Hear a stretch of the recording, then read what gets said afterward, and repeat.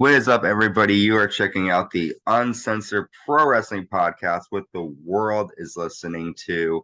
I'm your host, the Hot Commodity NC, and you are checking out our WWE Friday Night SmackDown recap from November 24th, 2023, live in Chicago, Illinois, one night away from Survivor Series WarGames.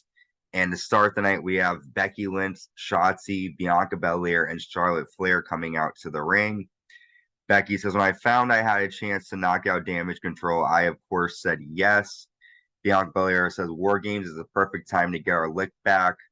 Shotzi talks about when Damage Control cut her hair, they made her unbreakable. And then Shotzi sort of screams and does her little weird, crazy, silly scream that she does when she gets upset or excited. And then Bayley comes out and Bayley says, I heard everything you said about each other.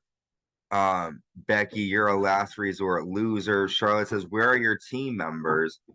Becky says, I came looking for a fight. How about two dopey people, women of your choice on Damage Control? Fight me and Charlotte Flair. And Bayley says, you're on. This team is going to implode tonight. So Bayley is trying to make this War Game team dissolve before they can even compete in the match. We have our first match of the night. The tag team titles on the line. The champions of Judgment Day with Rhea Ripley defending against the Street Profits.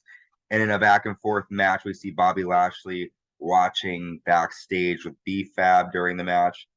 The end comes when Rhea distracts Angelo Dawkins.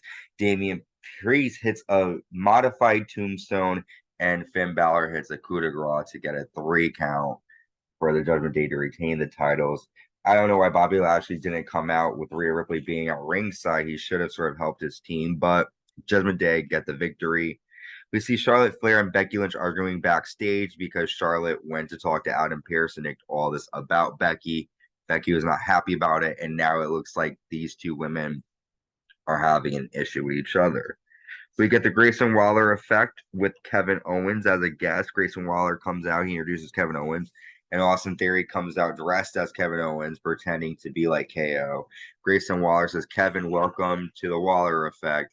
The real Kevin Owens actually shows up and comes out, and Kevin says, what is this? You announced me as a guest, so I'm here.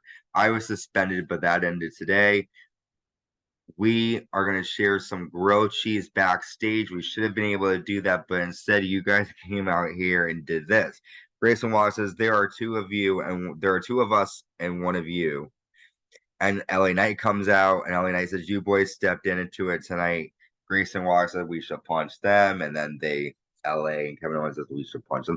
I'm over this whole storyline. I'm not a big LA Knight fan. I really am tired of seeing LA Knight getting involved in every angle. I'm getting over Grayson Waller and Austin Theory, but we have Kevin Owens, LA Knight defeating Austin Theory and Grayson Waller after Kevin hits a stunner and LA hits a BFT to Theory to get a 3 count for their team. Bianca Belair talks to Becky Lynch backstage. Bianca says that we want to walk out in one piece at War Games. You and Charlotte need to get along. Becky says, I'm cool.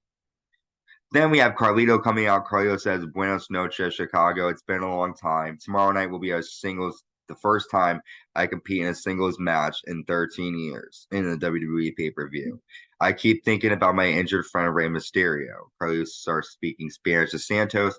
Santos Escobar then comes out. Santos says, you of all people, you're not even representing the LWO colors. You have a lot to talk about. Rey was always my family. If it wasn't for you, an outsider, Rey can't walk anymore because of you. He will never come back because of you. Carlito attacks Santos on the floor. Carlito tosses Santos into the railing, and then refs separate them. But Santos Escobar jumps off the railing from behind and hits Carlito in the back of the head with a knee, taking Carlito out, making it look bad. Santos then attacks Carlito backstage, but Dragon Lee makes the save. We then see the Pretty Deadly taking on the Brawling Brutes. During that match, Ridge Holland leaves Butch alone, and Pretty Deadly are able to roll up Butch to get the win. And it looks like the Brawling Brutes are coming to an end. Shotzi talks to Charlotte Flair backstage. Nick Aldis is backstage and he says Carlito cannot compete tomorrow, and Dragon Lee steps in. So at Survivor Series will be Dragon Lee versus Santos Escobar. Damian Priest and Judgment Day trash talk their opponents for WarGames. Damian Priest says, Randy, Judgment Day is going to make sure you don't have a comeback. Interesting stuff here. And we have our main event, Charlotte Flair and Becky Lynch with Bianca Belair and Shotzi versus Bayley and Asuka with the rest of Damage Control. There was some miscommunication here between Becky and Charlotte. Becky hits a manhandle slam to Bayley, but Charlotte Flair spares Asuka into Becky's pin by accident, and then Bayley rolls up Becky for a 3 count. After the match, Becky Lynch leaves upset. So they're definitely selling it to us that Becky is upset, and it's not going to be good for their team if they end up upset trying to work together. Well, we are going to be giving you our Survivor Series predictions soon. That was it for this episode of SmackDown. Our next episode will be our predictions for Survivor Series, and then we have the Survivor Series recap coming to you shortly. With that, until next time, stay safe and stay uncensored.